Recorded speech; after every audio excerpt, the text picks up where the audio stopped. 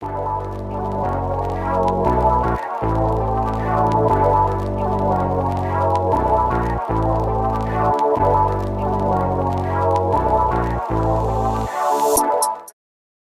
hello everyone. Welcome to the third episode in our special podcast branch thing, whatever you want to call it. And today we're going to talk about representation in media. So I'm just going to get right into it. Not much to say for the first part, but I wanted to start with female representation. So, specifically in social media, I want to talk about misogyny. I'm sure you guys have seen a lot of these really weird meme pages, if you want to call it, but it's like those weird memes that are all about hating your wife or saying your girlfriend takes your phone to delete all your male contacts. I I hate these. I can't even call them memes. They're not funny. Um, but this kind of representation is so toxic, and this is more about relationships. But this shouldn't be a norm. This shouldn't be joked about because that's so toxic. And I want to hear you guys' opinions on it because I feel like there's a lot to talk about with this. I hate it. Listen, if I ever get a girlfriend or a wife, I will treasure her like she is the most important person on the damn planet. And the memes are like, I hate my wife. Why did I ever marry? Like, you're not the standard. You're not what we want. You're not what I want. Okay? Like, women are amazing and they do not deserve to be treated like they're subhuman garbage. They deserve so much better than that. It's awful that people like that make it so common that they're simp. I was just gonna say it's like the stereotype of it kind of reminds me of the guys not being able to have like girl best friends or girls not being able to have guy best friends. Like it kind of reminds me of that. Like in a way, I think the problem with these is that they don't realize that like just a healthy relationship is just trust on both ends, whether it's a straight relationship or not. Like it doesn't matter, obviously. But also, this is exactly why when people say women have high standards, it's just the bare minimum. Like this is exactly why. That's it. Yeah, partners shouldn't be controlling of who their partner is allowed or not allowed to see. That's so toxic. Communication and trust, that's the key to any relationship. If you are going around saying you're not allowed to see this person because they're this kind of gender, well, that's toxic. It's so stupid. If you don't trust your partner, maybe you shouldn't be in a relationship. Maybe you should take a step back and ask yourself, should I be in a relationship with this kind of person? I like jealousy, I get that. Jealousy is a thing. That makes sense. It's fine. Yeah, I agree. I think it's really stupid how a lot of times you see on like straight TikTok people like taking their boyfriend's phone and like scrolling through the contacts and like doing hacks on like here's how you can get into your boyfriend's phone and stuff like that. It's like this is not the norm. Like this should not be the norm, and I feel like if you think that this is a normal relationship, then that's your own problem and you should probably fix that before you get into a relationship, because that I think we all forget that men can have feelings too and that men can be manipulated as well as women. Like that's just something that's not really discussed because of like the sort of toxic masculinity right now, and the thought that like only women can be advocated for with feminism. Feminism is about equality, not men being or women being better than men or vice versa. So, but also you see on those meme pages like Dole Staples, but now they get so many advertisements for like people's OnlyFans and stuff like that. Like they post pictures of women with like bodies and like showing off their bodies and stuff like that. That's like borderline pornographic, and like there's like her at is this and like the caption, and it's like, you know, I followed you for your memes. I didn't follow for whatever this is. Like please stop advocating for like sexualizing women on your pages because I want haha laugh, not borderline pornographic feed. I don't need to be scrolling through my Instagram account in front of my parents to see someone nearly naked on Instagram. Like, that's not what I signed up for, and it's disgusting. I was gonna say, like, that's happened to me before, where there was this one meme page that I was following. It was like a private account, but like they had decent memes, so I followed them. And like after a while, they started just posting like, "Here's her at," and then a picture of like a woman in a bikini. And like, if I wanted to do this, I would have subscribed for like a porn account or something. I don't want this. I want memes. Okay, I just want something to fill the void of emptiness that is my heart. Yeah, I just want to add just really quick. I really support sex workers, like people on OnlyFans. It's totally fine. I totally support. I just want that to stay on OnlyFans. Like, it's there for a reason. People pay for it, and it's private. So let's leave it there and not disrespect that. That's all.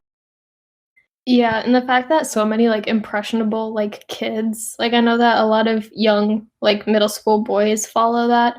Like you don't need for them to like consider to think that it's like the standard that like women are like meant to be sexualized and made fun of, because some of like the memes are like edgy ones where it's like haha women, and I get it. Like I also against probably my better judgment, I sometimes make like, oh yeah, I'm a woman so I can't have opinions kind of jokes, and like, you know, that's not exactly the healthiest thing to do, but I think it's funny. But like, you know, they post kind of memes like that, but then also like just sexualizing things. Like when boys are exposed to that at a young age, I'm worried that like they'll think that that's just like the standard of how women should be treated, like to be made fun of and to be sexualized, and that's it. And that's not something that should happen, especially because they know that a lot of the people who follow them are like underage. That's just yikes. Yeah, like just they're so impressionable. I don't remember where I saw this, but I saw a post somewhere that was talking about how a son came up to her mother and said, I tried to ask this girl out, but she said no. And then the mom was like, okay, so now you know what to do, right? And the boy replied, yeah, I'll just keep asking. And the mom realized, no, you can't do that, because you know that's borderline sexual harassment. But it's just it kind of shows how, I guess, a lack of role models, or rather, just I don't know. It kind of goes into yesterday's talk about bad influencers, but people that they look up to or idolize, they might not be the best influence on them. And they're impressionable young kids, so they should know better and have better education about this kind of stuff too when it comes to relationships and stuff. That's all. Yeah, just quickly, maybe I think the whole thing of like if young boys are exposed to this at a young age, obviously, you know, it's because, you know, they're gonna have that idea of, oh, this is how women like should be treated. They're only there to please me. That's it. I think, like as much as I hate that this is a reality, I think in a way to kind of, I guess, help with that is also just like the parents taking an extra step to kind of teach their sons to, like, you know, if they're trying to pursue a girl, then like you shouldn't like keep asking them out if they say no, or you should back off if they are clearly not into you. And I know oblivious is a thing, but there's like there's a clear line, you know, between knowing that they said no to you and then, you know, wanting to keep going and just not understanding the hints that they drop, I guess you could say, because it's kind of like the, you know, the whole idea that my parents taught me when I was young, like, you gotta be careful when you're walking home alone, or like don't walk home by yourself, or even now, like when you're going to college, if you have a friend, like just make sure, or if you want to go out, just make sure that you're going together. And you know, even if you're able to, if you have like a friend who is a guy, that's even better, because apparently, you know, we love stereotypes and just that whole concept in society. So it's kind of like taking that extra step to, I guess, have parents like teach their sons to do that, just the same way that they would teach young girls to be careful walking in the streets alone. The next section is LGBT plus representation, and this one I do have a more specific example for, so this might take a bit longer. Anyway, it's about TikTok. So a while back, during last year's Pride Month, TikTok tried to hold a Pride event over Zoom, and essentially LGBTQ plus creators were going to have panels, workshops, and fireside chats. I'm not really sure what that means, with employees. But they had to end the event literally just minutes into it because the call was overwhelmed with uninvited racist idiots that took over the chat and the audio with racist and homophobic slurs. And in a transcript of that call, they found a lot of stuff about quote unquote straight pride, Trump, and apparently they also mentioned Chick-fil-A. Apparently Chick-fil-A donated a lot of money to anti-LGBTQ plus organization, so there's a problem. So obviously a lot of these LGBTQ plus creators on TikTok and people that just wanted to attend the event, quote unquote, lost confidence in TikTok's commitment to the LGBTQ community. And this can also kind of go back into performative activism, but we don't need to go back into that again because that was in the first episode of this podcast. Anyways, so what I want to talk about is how there are creators that talked about how TikTok just suppresses videos with LGBTQ plus content. I think shadow banning is what they call it. I'm not really sure about the terminology. And the article that I looked at didn't really talk about this, but a YouTube channel that I mentioned a couple episodes ago called Kiwi, she made a video about this too, and I don't have a TikTok, so I can't confirm it for myself, but apparently TikTok is also promoting homophobic TikToks. So while they're claiming to protect LGBTQ plus creators by silencing them, they're also supporting racist and homophobic idiots at the same time. So yeah, TikTok is a mess. Any thoughts?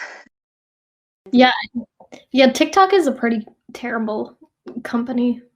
I'm not going to get into the one example that came up in my brain.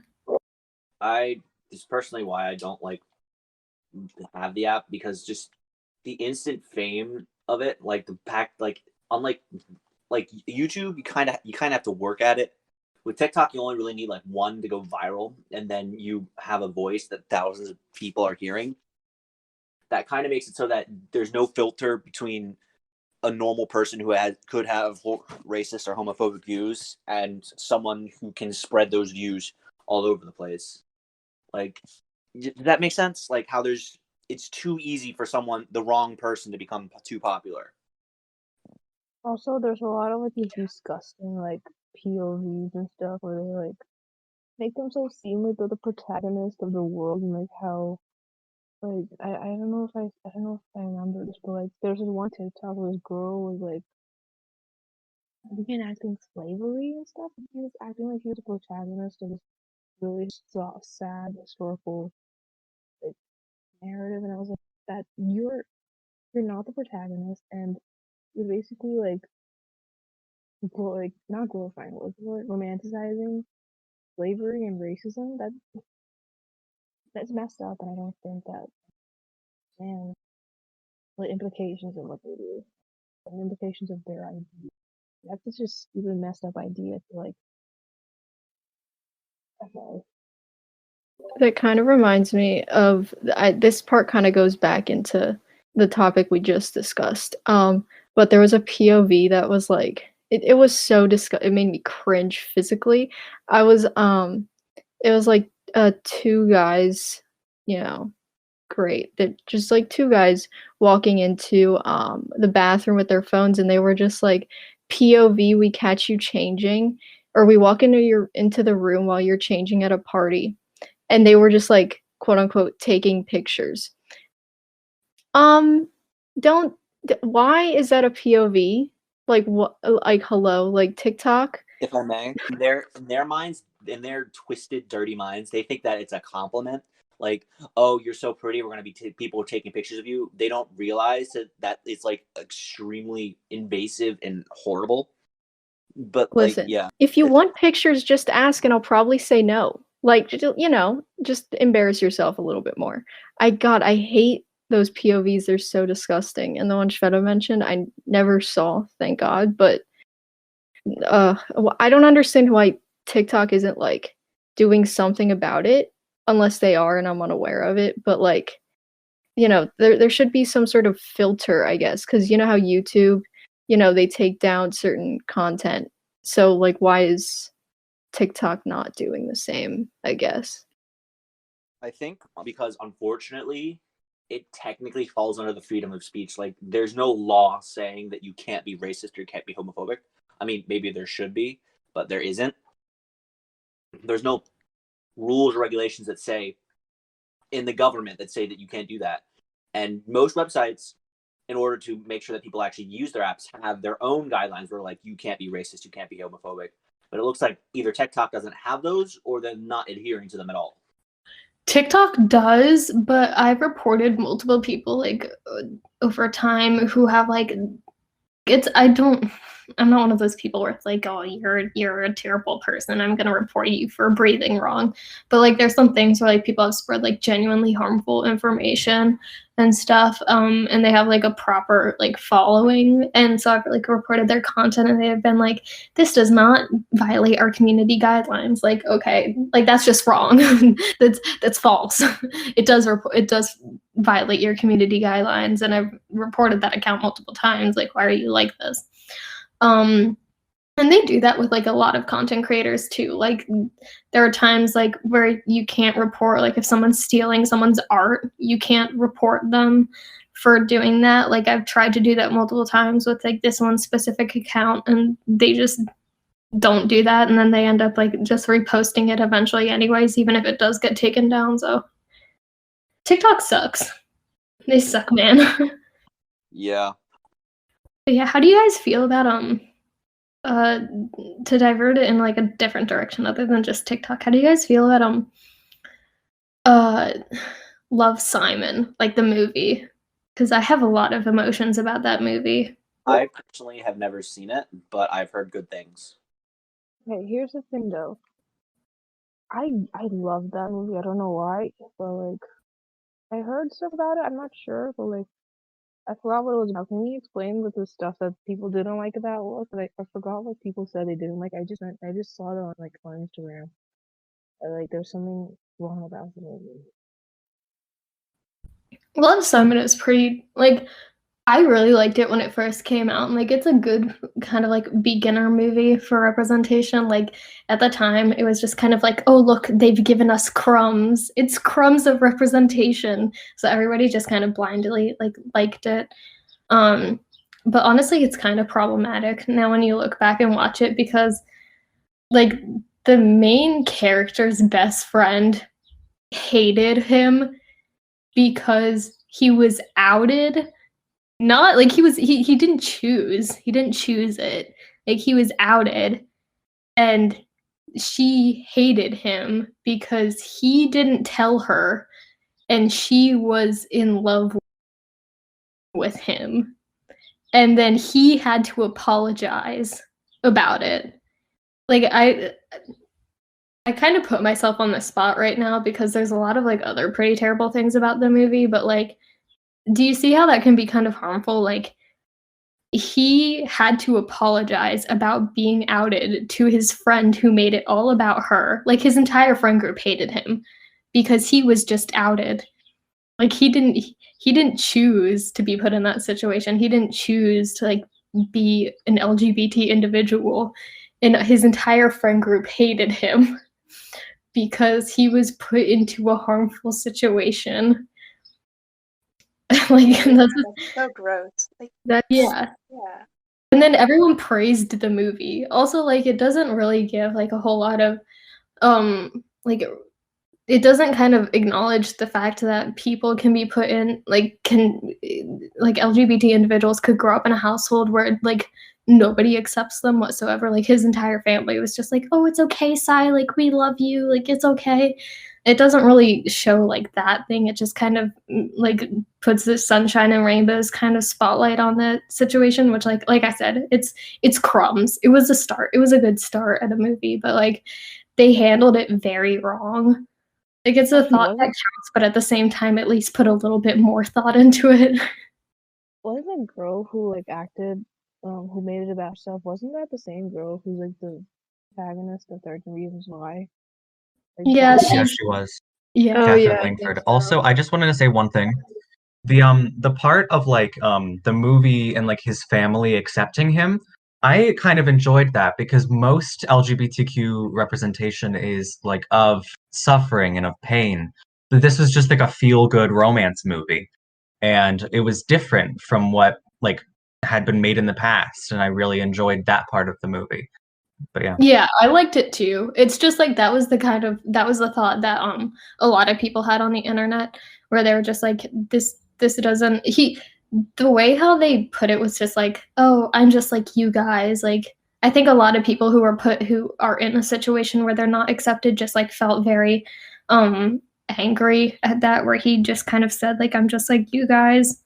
So I'm just trying to like put that out there. But yeah, I also enjoyed that. It made me very happy the fact that he could be in a household where he was accepted, but at the same time, like, you know, it kind of erased the fact that a lot of people aren't just like him. Um, but yeah, it's a good movie. It handled a lot of things kind of wrong. I haven't read the book though, so I can't say if it portrays the book accurately because at that point, like if it does portray the book accurately, then that's on the book. That's on the author of the book. okay, But yeah. apparently the book is better, according to Reddit. But Yeah, that's what I've heard. that are more emotional, but at the same time, like Better they are, movie. yeah. Taylor, what are your thoughts on it? Because we saw it together. Yeah, I thought that I at the time I actually haven't thought about any of this. I just thought at the time I didn't actually remember that he had to apologize for that kind of situation. Um I just thought that it was a nice movie. I haven't really given it much thought past that. Um but I definitely think that it was well intentioned, but there now looking back on it, there were some things that they could have done better. And I haven't seen anything that is like that since, where it's just like a feel good movie. Because I did really enjoy like I know that it would like because my experience was not the same, but I didn't really feel like this doesn't represent me. Like I didn't feel like that was an important part of the movie, like personally.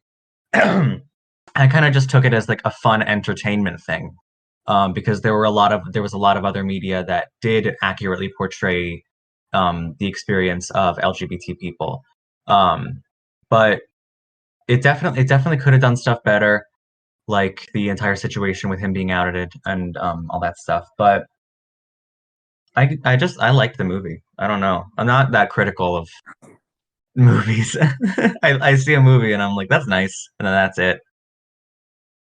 Yeah, I just think like I'm not really all that critical with movies either, but I've been kind of browsing through because I remember I rewatched the movie recently and like all of those things stuck out to me. So I did my own digging on the internet and I found out like all of these issues that people had with it.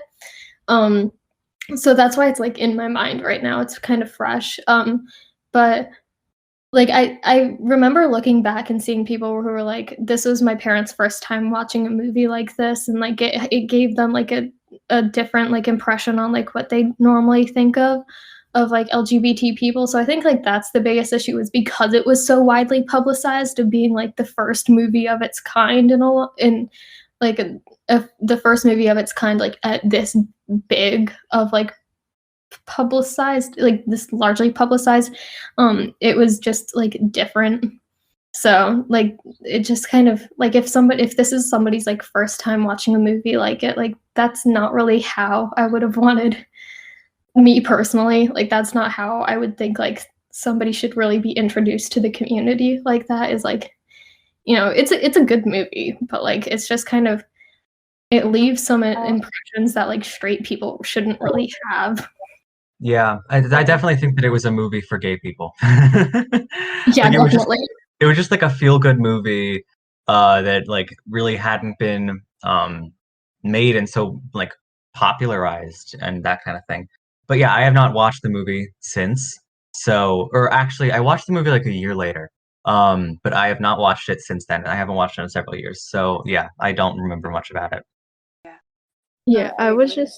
I was just gonna add, the situation. I never had the chance to watch Love, Simon, but I want to just to, I guess, form my own opinion on it. But the whole situation in the movie where you guys mentioned his friends just turning on him because he quote unquote didn't apologize or to the one girl. I'm sorry if I'm getting this wrong, but it kind of reminded me of there was like a Twitter something I saw on Twitter. It was like some girl had a situation where she either I think she came out as bi to her friends, and her one friend who is also a girl, she private like at first she was like, I guess she was accepting, or she appeared to be accepting, and then later on she like privately texted her and was just like, I don't think we can be friends anymore because, and she was just like, why? And then the whole situation was basically her friend thought that they couldn't be friends anymore because she was like, I'm just uncomfortable because you could have a crush on me or something. And I was just like, not okay. Like, I've never been in a situation like that, but it just if made me feel so uncomfortable. Secondhand embarrassment on both ends. I was just like, why would you just assume that just because one of your friends is interested in women too, that they're automatically interested in you? Like, that's not how it works. It's just normal crushes, from what I know. That's just how it is. To all the females in this VC, no offense, but you guys are my friends and not my type. So Thank you, Kate. Okay, so our next topic is racial representation, and I'm going to specifically be focusing on Asians because I am one. So, I'm going to focus on Indian specifically because that's the one I know the most about. So, I'm going to talk about like stereotypes first. So, there's the stereotype that with Indians are supposed to have a certain color skin, preferably light colored skin, wear certain clothes, like traditional, like Indian clothes, based on what I've heard at least. And a big one is speak in a certain accent, like the typical Indian accent, for example, like Chirag from Diary of a Wimpy Kid, like that typical Indian accent. And there's also that like language barrier that sometimes exists among Indians, especially in terms of schools, because at least in North India, there's so the national language of India is Hindi, and in North India, there's two types of schools. There's schools that are like mainly based in English, and they primarily teach in English, and they have Hindi as a subject that you can take. And then there's the opposite. There's schools that are mainly taught in Hindi, and they have English as a language that you have to take. So a lot of the times when students are accepted to English schools, their parents are judged instead of the students.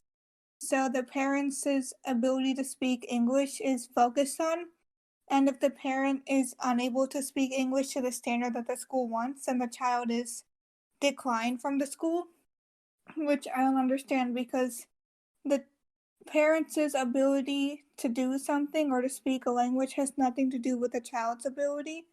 And I feel like the acceptance of a child to a school should be based on their abilities and their grades instead of what the parents are able to, and not able to do.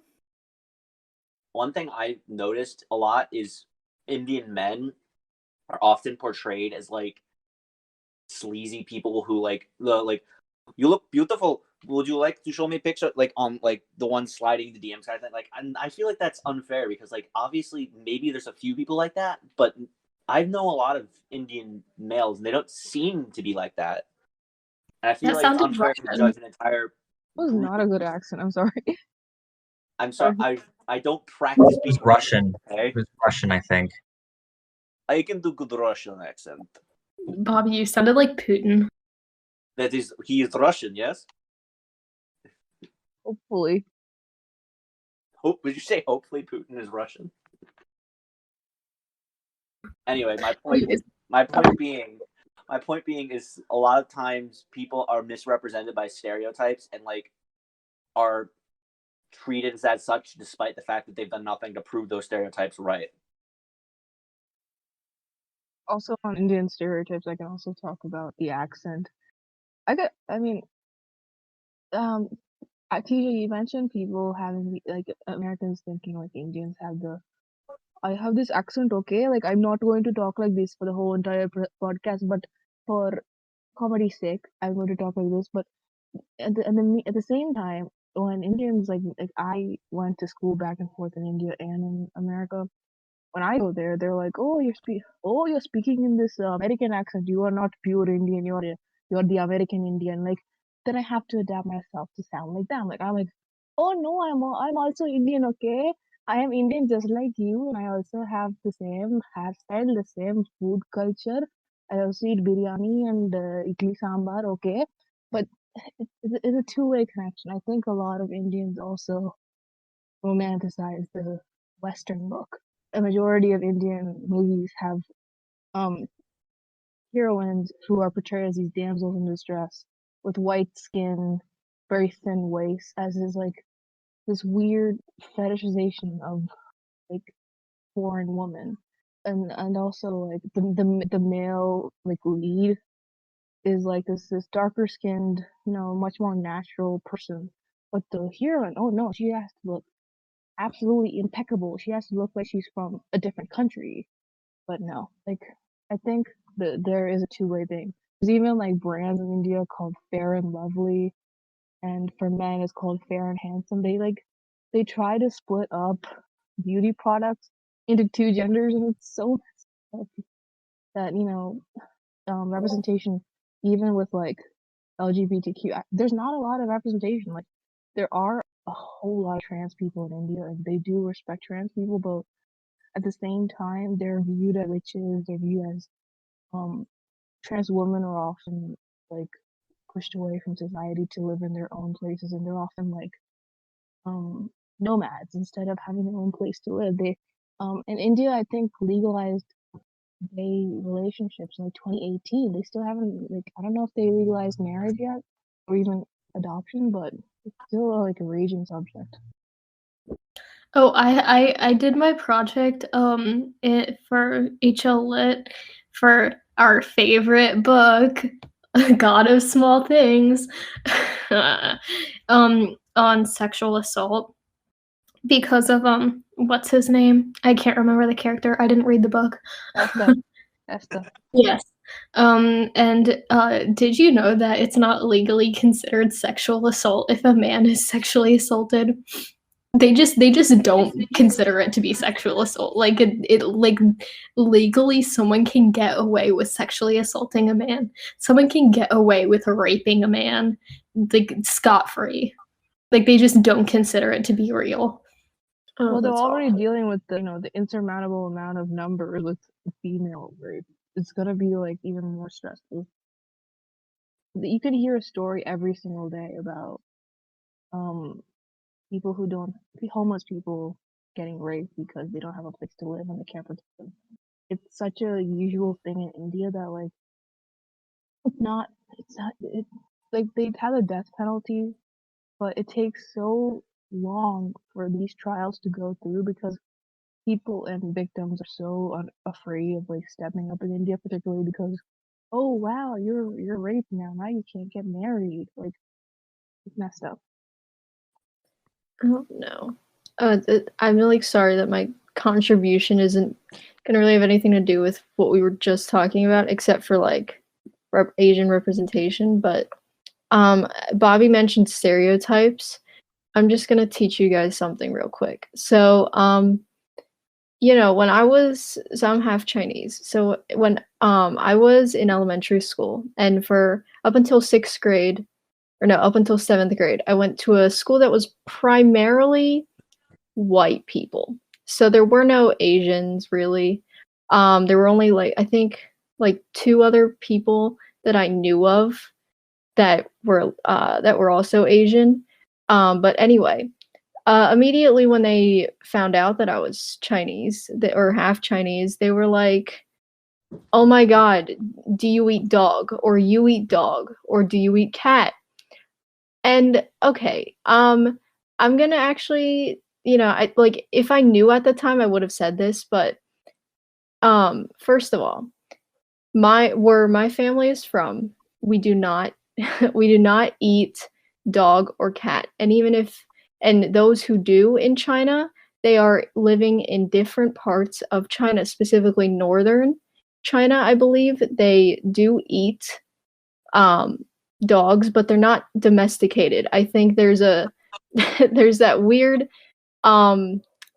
lack of understanding when it comes to that, like even more so with there's domesticated, which are your pets that you keep at home, and then there are dogs. I'm not saying that I do, but there are wild dogs such as wolves and such.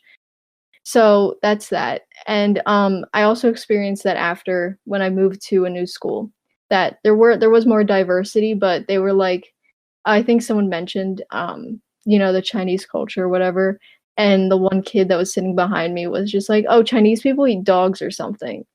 And I just didn't have the energy to turn around and just educate him, but yeah, I hate those stereotypes. They're really gross. Oh, and actually, there's another stereotype with Chinese culture. I saw this like about a year ago. There's the traditional Chinese dress for women is called a qipao, and they're very beautifully made. The fabric, they do generally look very, they're very beautiful.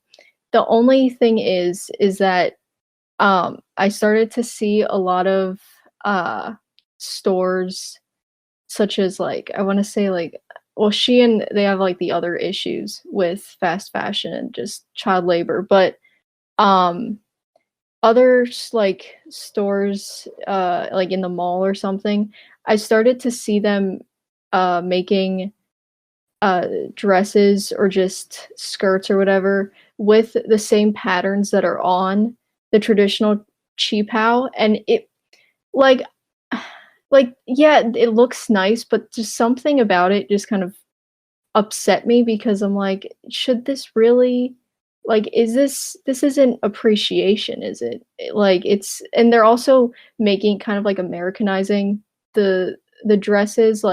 There are normally slits on the on the dress, but they just kind of made it even they just Americanized it for some reason. It just, I don't know, it left a bad taste in my mouth. Irene, on the topic of Americanization, I've always had this question. Do you know if Chinese food is actual Chinese food, or is it just Americanized stuff that they branded with Chinese on it to make people think it's ethnic? Well, okay, for example, orange chicken. That's technically Americanized. It's I forgot what's the name. It's General Tao's chicken. That's technically what it. Yeah, that's technically what it's called. But the way that they make it is just, it's not authentic. My mom makes authentic Chinese food if you want. I would love to try some sometime. Okay. Or we should be having a food party, just sharing stuff. Sorry. Oh my God, I can make you guys Swedish meatballs. Oh, yes. If I did that, all I could really bring is cheeseburgers because I'm a dirty American. I'm not that Swedish. I'm like an 8th Swedish, but I still know how to make some good recipes. Love that. Taylor and Irene need to fight over who's gonna bring the pasta and Italian stuff. I think Taylor's more Italian than I am. Are you half I Italian? I think I am. Yeah, I'm like I'm a third. yeah, I'm half Italian. Cute. So yeah, I'll make some pasta. Yeah, I'll bring some. I don't even know what is a Now, popular dish. I don't. oh, I don't know. What I can offer is I can offer banana bread. I'm dead. I just jumped into lava. I'm a moron. pound cake is so Anyway, nice. sorry. I can offer banana bread. I can offer regular bread, and I can offer cheeseburgers. Pound cake, please. Wonder Bread like Bobby. Get it? Yes. Because he's white bread. Well, also, on the topic of food and representation, I know a lot of like American movies often, but they generalize what the characters eat to make them sound cool. Like, oh, I'm getting takeout. I'm gonna get samosas. Like, so dumb. That they're I'm only gonna like, get Chinese takeout with fried rice and 20 pounds of butter. Anyway, sorry, Shada. yeah, but like it's dumb that I wish there was better. I also, in terms of like Asian representation, I remember like when Crazy Rich Asians and Parasite were getting like traction in the media for being good movies, and then people started looking at how like Asian movies have progressed far past Hollywood has. It's like, oh wow, you forgot that there's like 4 billion other people in the world who like make movies other than just the Western Hollywood and like British people. Yeah, Crazy Rich Asians was a good movie actually. Like my mom watched it on the way while we were on a flight. It was funny because there was that well, specifically Chinese stereotype of like rich family. Like you must marry into a rich family or that type of thing. It was funny. I enjoyed it. Oh yeah, British people make movies too. Sorry, that was just in my head while Shredder said British people. But yeah, I haven't seen Parasite, but I was really shocked that like it got a lot of recognition in like award shows and stuff like that because I think the first time I ever really saw like the first time I've heard of like anything that was made outside of like Hollywood getting into some like award show was Spirited Away, winning Best Animated Feature, I think in like the 90s. And that was 2000, I think. yeah, it was in the 2000s. But yeah, that was like it's nice that it's actually like shows are starting like non-American movies are starting to get like significantly more recognition. Pretty Oh, poggers. I know Tisha can speak to this, but when like it was like the early 2000s, but when Slumdog Millionaire won like best like background music or something like that, I forgot what it was, but soundtrack or something. Like the whole of India was so proud of like the music director A.R. Rahman for like bringing like recognition to the country, and like, I wish the Academy Awards could be more representation of like something that's worldwide and not just American and Hollywood. There's great movies that are coming out from India, from China, from even like places you wouldn't expect. Like I know like Thai movies are getting better now, and like I wish people could recognize that there's like the movie industry is not just Hollywood and I wanted to talk about specifically the movie that Sia came out with called Music. Don't remember when it came out, but just some things I wanted to highlight is that she hired a neurotypical actress to play the main, and this is just to add before I say anything else. Nothing against Maddie Ziegler. I'm pretty sure that she said she didn't want to act as the main character because she knew that she would get this kind of negative backlash. Yeah, I'm fairly certain that I heard a story about like how she was like crying on set because she was like, "This is Yeah, offensive," and then Sia was like, "No, just do it," or something like that. But I don't know. yeah, yeah. So that's what I wanted to add about this. Apparently, she originally had hired an autistic actor, but then fired her because she was too stressed. But that's exactly what happened with Maddie. So I don't know. Sia claims to have done 3 years of research, I think she said, to make the movie, but she couldn't make accommodations in the workplace to support the main character. And it's just really gross. And then like she retaliated on Twitter.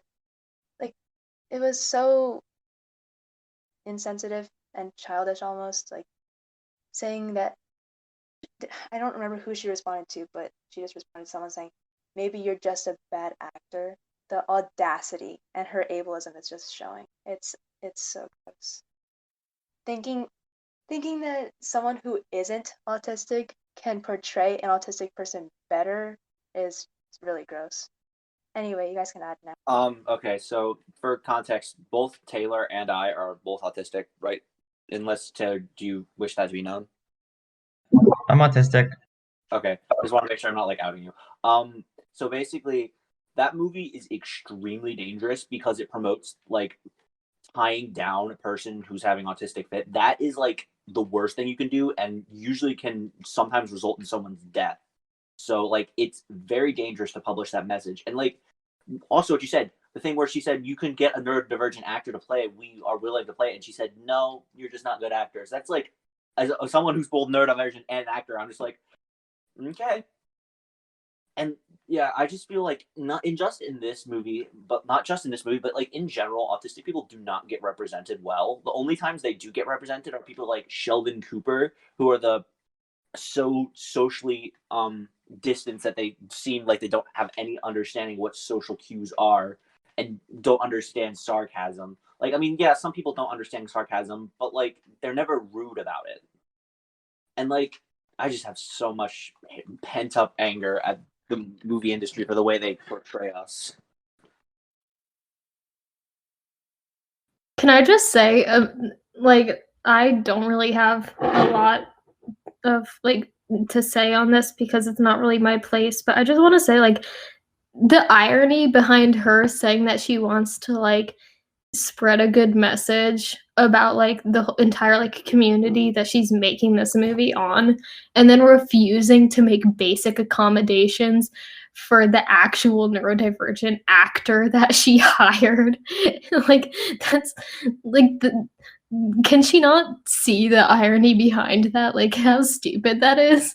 And You know, also how they often Rachel, how long did you say she researched this for or whatever before? I think she said 3 years. I could be wrong, but I'm pretty She sure that's what she said. researched for so long, and like Kate said, I'm not necessarily in a place to say like to really talk about this much, but like if you did 3 years of research for a movie that was supposed to spread a good message and it still didn't do that, like Oh. what? Like, Jesus Oh. Christ, you're awful. We shouldn't Maddie Ziegler is her name. She was like 14 when she filmed this, so she was literally like, people on Twitter, I'm reading it right now, but people on Twitter are saying that Sia groomed her into this role that she didn't want to play. And apparently she cried in the beginning of rehearsals, and she didn't. And Maddie Ziegler said that she didn't want anyone to think that she was making fun of them. And Sia lied to her, saying that she won't let that happen. Like, whoa. Okay, so for full disclosure, I didn't know anything about the actress. I was just blindly mad. But in hearing this, I feel kind of bad for her. I have no sympathy for Sia at all, and I hope her movie crashes and burns, and she goes bankrupt for it. Fair. I would too in your position. I mean, like, literally, I she's do too right promoting now. Concerned about like her parents. Like, who allowed Maddie to do this if she was a child? Like, her mom also, I think, manipulated her into doing this too. Her mom like said like you have to do this because apparently you go ahead, Kate. the Sia keeps on choosing her for roles that she has like no like real not position, but like she always chooses her for like music videos and stuff like that. Apparently, at least that's what I saw on Twitter and like other commentary channels talking about it. But yeah, like she always chooses her, and I feel bad for her. Isn't it also her like I don't know if Maddie is signed to I guess she has an agency or like a manager or whatever, unless her mom's her manager. I'm not 100% sure, but that could also be a thing. They'd be like, oh, but this is good for, business. Like that's also. But capitalizing on that is just gross. Like, I want you to think for a second. How many times have you guys know me, right? You know Taylor. So you know what kind of like what it's like to be autistic. Like we get overwhelmed easily and things like that. Sometimes you don't. How many times have you seen someone represented like us? How many times have you ever seen someone that has anything remotely like we are and not one of the extremes? I don't think I ever have. I'm gonna be honest, unless I'm like missing movies. But like, Yeah, No, probably like 0 times. Only on social media. On Like, no social medias count because doesn't count because those are real people. Like real Yeah. people who do like the actually autistic account on Instagram. You're like, yeah, those are good people. Oh, while we're on the topic, do not support Autism Speaks. They are a horrible organization that sees autism to be cured. Screw them. I think Sia referenced them, didn't she? In her 3 years of research, how did she not realize what kind of terrible organization it is? You can literally just look up Autism Speaks on YouTube and see like thousands of accounts like what's it called, like Illuminati and stuff like that, like those YouTube accounts who like continuously talk about Autism Speaks. Like doing 3 years of research, you have to have come across at least a couple of accounts or like a couple of sources or whatever saying do not reference Autism Speaks. They are a bad group. That's like saying like, oh, I'm going to use Chick-fil-A to reference how LGBT people act. Like, oh my god. Oh, another thing. Didn't I can't find the tweet, so I'm not 100% sure. But didn't Sia use the term like high versus low function autistic people to talk about this kind of stuff? Because that's a huge problem. Is it? Is it not? I'm pretty sure like the origin, like yeah, because aren't the origins of those terms weren't they used in like Nazi prison camps or something? I've heard some accounts saying that it's bad, but I'm not sure. I really don't know, like, because I've been referred to as high functioning because I can do what's called masking, meaning that I can pretend that I'm a normal person and I can blend in. So that's what like low functioning. I don't know if that's the correct term, and I apologize if it isn't. I don't know any better, or they haven't created a term that I'm aware of. But in that sense, low functioning means that they're the kinds that are portrayed on TV, where like they have the emotional breakdowns and they don't understand social cues as well, and that's fine. Like that's the way they live, but like they just present it in the wrong way. Like just like people like I've said this before, but like Sheldon Cooper and the thing. I used to love The Big Bang Theory, but Sheldon Cooper, like they never say he's autistic, but it's highly implied, and it's always this: you're a super genius, but they portray it as you're a super genius, but you have like you can't understand what people are talking about, or like you don't know X or Y about social cues, and like that's really dangerous, at least for me, because it makes me have this unexpected it makes me feel like I have to be like the next Einstein in order to validate my disability, in order to be able to feel underwhelmed. I have to be like, oh well, I'm smart, so it's okay. But like sometimes I don't feel smart, and it makes me feel like I'm not what they're representing. Am I really? I absolutely I feel the same way. I get the same kind of thing. I'm also high functioning autistic, that sort of thing. I can't speak. And yeah, I do feel like I'm being held to a higher standard, but I'm just getting all like the bad stuff of it, you know? Exactly. Thank you, Taylor. Yeah. Why are critics praising this movie? The Golden Globes nominated it for Best Picture, and apparently this is the one time I will agree with Taylor and say "Eat the Rich." Leslie Odom Jr. is in this. I thought Aaron Burr, our villain. I don't believe in award shows are just like basically popularity contests, and popularity contests are stupid because stupid people get popular. This is a call-out post to all of the popular people in our school. You know who you are. I don't. Yeah, I feel kind of weird like to bring this up, but what I don't know how to ask this question. What are because we're in the on the topic of ableism. Yes, okay.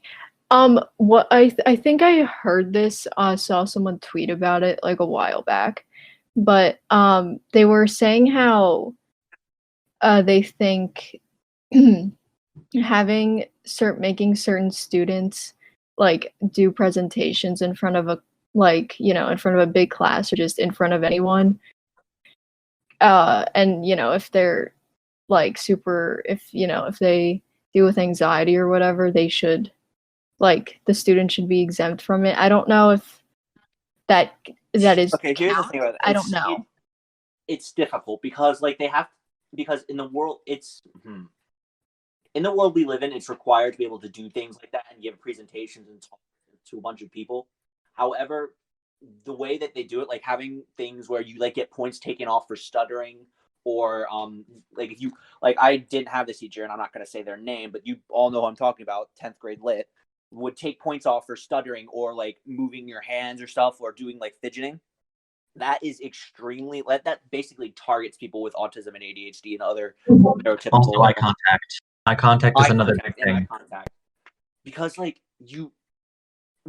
can't do that. That's asking us to do something we can't do. Fidgeting personally helps me focus and like not explode into a ball of anxiety.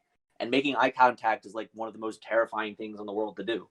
And so I feel like there would be they should not be exempt from it, but they should have a different, maybe like a different rubric or a different way to be assessed on whether they know it or not, because we're smart. Like a lot of autistic individuals are really intelligent. That's where the stereotype of being like the next Einstein comes from. But like the way we're assessed, we feel dumb because the way we assess isn't made for us. It's made for a neurotypical individual. I'm still on Twitter, and apparently they are going to remove the scenes where they like restrain the main character or something from future prints, whatever that means. And it doesn't change the fact that they did it in the first place. Yeah, there's videos of it. Like people are telling each other not to watch the movie. There are clips of it going around, and the scenes were they were the wrongful. They were doing the scene where they restrain the main character. They're removing it, but at the same time, it shouldn't have been there in the first place. You shouldn't have supported, these terrible organizations and also promoted, terrible practices. Yeah. It's already hard enough for us to try and fit into a world that wasn't made for us. I often feel like the odds are stacked against me because the world asks me to do things that I'm not comfortable doing. And so to have on top of it, to have people believe that restraining us is the best order of business. If I had started having a panic attack and someone restrained me, that would not calm me down. I don't think that would calm anyone down. That would make me even more panic attacked and anxious. And it would get to a point where I would start trying to break free violently, and then I would be put down because of violence. And that's basically why it's so dangerous that they showed that. Yeah, I think a lot of it just comes back to how shitty Sia's 3 years of research work was. What did she do in those 3 years? She couldn't just look up Autism Speaks and figure out how shit of an organization they are. I don't know what she did all those years, but definitely not a good job, and it definitely doesn't help the community in terms of representation. Yeah, it's so It's also things it's not just autism. It's also elements like ADHD, OCD, and depression. I have ADHD, and a lot of people just think it's hyperactivity, haha, I can't sit still, I can't focus. I mean, and that is part of it, but it's also things like I have almost zero executive functioning skills. It takes me so much effort to force myself to sit down and work. And I can't find motivation most days to do things because it's not just hyperactivity, it's attention hyperactivity deficit disorder. So sometimes I have a deficit of energy. And OCD, people say things like, "Oh, I'm so OCD" when they have to have things organized. When that just is a horrible thing to say about people. People go into panic attacks because they don't OCD. They think that if they don't flip the lights 3 times, that their entire family is going to be murdered, and that's such a horrible thing to make fun of. Exactly. I've seen a lot of people our favorite author, John Green, he has OCD and he wrote a book about it. And I feel like it really sucks that his popularity has kind of gone downhill because it talks a lot. I have the book. I still haven't been able to read it because high school. But he said in an interview that it talks a lot about the struggles of having OCD because the main character, he wrote about his life of having OCD in the main character. And it a lot of people just even still having people public figures talking about having OCD, people still act like it's some spicy little descriptor for wanting to have their notes color coded. That's just not true. Yeah. And things like saying you're depressed or anxious. I don't know if we officially, but I'm pretty sure some of us have I know I have anxiety and minor depression. I don't have major depressive disorder, but saying things like I'm so anxious when you're nervous for a presentation does not compare to being I think all my friends hate me because I said one thing and nobody's saying anything in the chat. Yeah, or I think all my friends hate me because I said something mildly out of character and I can't talk to them again because they'll disown me. And also just overthinking. Real thoughts that I have all the time. Yeah, overthinking is the worst thing. And also I know I personally deal with the experiences. I don't know about anyone else, but when there's just loud noises, this is I know, it's kind of a normal thing, I think. I don't know though. It's when you're in a cafeteria, in a school cafeteria, and the noise is kind of fuzzy. It's just a weird thing. And I had to talk to my parents because sometimes they're loud, sometimes they do things that could be done a little bit quieter, like putting dishes away, and it just it really triggers me. It kind of triggers my fight or flight response, Yeah. I mean, that honestly sounds a lot like my autistic sensory overloads. I don't know if you guys remember this, but sometimes when things were just too loud, the most vivid example I remember of this was when that one time in school where the marching band went around all the halls and stuff and they were playing their instruments really loudly. I nearly broke and I just went back to a teacher's room and started rocking back and forth with my hands over my ears because loud noise just sucks and drains me more than almost anything else. Yeah, I just completely lose focus, and I can only listen to music just with with headphones in or earbuds. That's it. Mm-hmm. I totally get what you're saying. The other day I went to the SPCA and I love dogs. They're great, but the thing with them was that one would start barking and then another would start barking and then the entire room was filled with barking and I started hyperventilating because it was just very overwhelming. And I felt am I doing something wrong? Are the people going to come in and pull me out and say hey, you're not supposed to even be in here, blah blah blah blah blah. And I started spiraling and I was just can we please leave the room? I can't be here right now. I kind of understand that better than you all probably know because I have accommodations because of my neurotypical nest, and one of them is a permanent pass to leave to the safe room, which is a room where is quiet and and sometimes when I really needed to use that, I feel another neurotypical fun spicy thing comes in, which is anxiety. I'm well, is it really fair that I get to leave?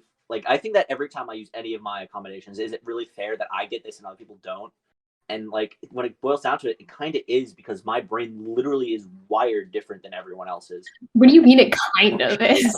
It's called an accommodation for a reason, because you need it, and other people like every time I have, because of anxiety and ADHD, I have like 25% extended time on tests, because if I don't have enough time, I start to panic, and then near the end I like start panicking and not able to do anything. And so I have like extra time, but every time I use it, I feel really bad, because I feel like everybody's giving me a dirty look when they actually don't care. But like, I feel bad for doing it, you know? Yeah, I kind of get it. I mean, anxiety, but also going back with like depression, because I think like it needs to be spoken about. Like so many people, like even with like more mental health awareness and everything like that, like so many people just like don't get the fact that the thing with depression, and like everyone experiences it differently, but like I just don't like feel something sometimes. Like I feel kind of empty more than anything else. Like I feel terrible like a lot, but like I just kind of feel empty more than anything. And like and Like, I feel I feel like unmotivated, and like sometimes I don't feel like the need to like get up and do things when I need to. But like most people are just like, oh my god, I'm so depressed. Like I failed my math test. Like, oh my god, what am I going to do? That's just not how it is. Like Yeah, I don't get it. it's like the lack of understanding what depression is. I think, like I know, I don't know if you remember, but sometimes the counselors, or no, we used to have this. Like we would have like a day where they would talk, like do a presentation during advisory or whatever, and they would be like, here are warning signs, like you have to do this and that, and like I don't think people realize that. I don't know. I don't think the school, maybe it's just our school, maybe it's just the system overall. I don't think we do a good job of actually educating people on what like symptoms of depression are, or just like what it is just as a whole. Because there's like so many, like it's not like Kate said, there's some, it's not just like crying like all day. Like sure, like there's some cases where I cry, but like there are also some cases where I just kind of lay in bed or just like sit, and I'm like, I don't want to do anything because of this. So yeah, I think we need to educate people better. In addition, something I want to talk about in my podcast with Taylor but like I'll touch on now, is the idea that like the system we're in kind of not gives us depression, but like if we have it, snowballs it, and if you don't have it, starts to like form it a bit, like almost traumatically, because like we get, I don't know if it's just our school or school, we just get so much work, and there's such high expectations of us that we can't afford to take breaks or like take care of our mental health, and that not doing the upkeep starts to wear and tear until we all eventually start having breakdowns. Like I've heard people say I've had a breakdown, and I don't think they're exaggerating. Like I genuinely believe they broke down and started crying and having a mental episode because the school doesn't give us the time we need to take care of our mental health. I saw this one TikTok, going back on that, haha, back to TikTok, but I saw this one TikTok when I was scrolling through the hashtag IB on TikTok. It was like this one thing that said like the only thing that the IB ever gave me was one piece of paper and a prescription for Lexapro, and that's it. And I was like, oh, this is any truers in the chat? I don't think, like, the thing is that like so many people, like you go into high school perfectly fine, like, and then, or like, not a lot of us, I don't think any of us went into high school like mentally healthy or fine, but like so many like normal people go into high school fine and come out just like us. It sucks that the fact that like people are forced into like these situations where like they're no longer like just they're no longer like happy or like the way that they are, like they came out permanently like scarred or traumatized because of this. like I'm pretty sure I'm not talking about our school, but I actually did our school, but we didn't did we have like a mental health counselor before junior year? I'm not sure, but I wasn't aware of the fact, and I know I told you guys, but I used to go to my counselor, stuff like this, because I thought there was a barrier of trust and not people information, but there's also miscommunication in this too. Like my counselor, I'm not gonna say anything, and just say that there was a miscommunication of ideas, and I got falsely accused of being, and I was like, you, it ruined my day and ruined my entire month. You guys might remember this, but 2020 for me started off so terrible. Sorry. Something I noticed about, I feel like counselors aren't actually there to help. I feel like they're there to, as they're not there to help the whole time. They're there to help at the very end when things are already past the breaking point. They're not concerned about your mental health before then. It's only that after that you've made a choice that you can't take back, or you start to feel a certain way, that they finally realize, oh, something's wrong, and they start to help. And building on that, we didn't have prevention specialists until junior year, I think, because people were starting to commit self-harm, and even I think we had 3 suicides in our school system. Yes, in our school system. Yeah, I think Clarify that. It's actually really sad if you think about it that I mean, I personally, just with counselors in general, it's really unfortunate that I just don't trust them. I don't feel comfortable talking to them, or my counselor specifically. She's always very nice to me, but I never had to go to her for an extremely serious situation. She knew about what happened to me the past a couple 1 or 2 months ago. She knew about that, but I never actually went to her when I was having those. The one morning I literally woke up and I just started crying. I'm not even kidding. Or just one day I was I can't go to school. I just didn't talk to her about that. And I feel bad, but at the same time, it's also a good reflection of what, I guess what how the counselors, or just how this whole concept in school is perceived. And it's really unfortunate. And that's actually part of the reason why I want to get into psychology, because I'm it's not done right. So I'm going to help fix it. We can talk about this in the next episode, but yeah, we got to wrap soon.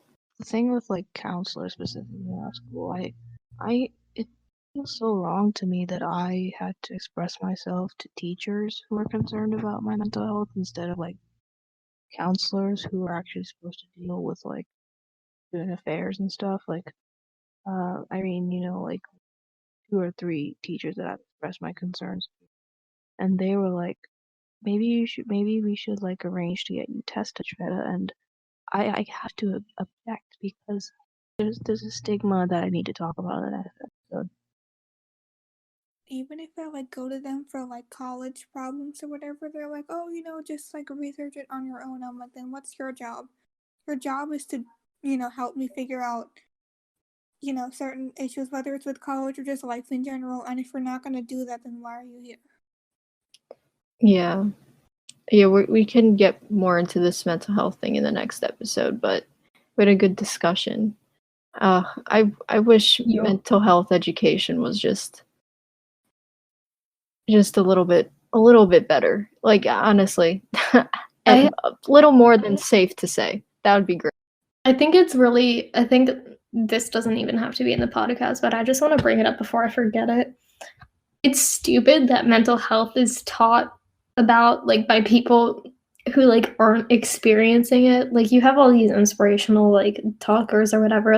The only one who's ever impacted me was the guy who talked about watching Seinfeld and his bowl of cereal every morning. That one was the only one that actually ever impacted me, and I think it was just because it actually resonated with me on a little bit, because I was me too. I experienced those things too.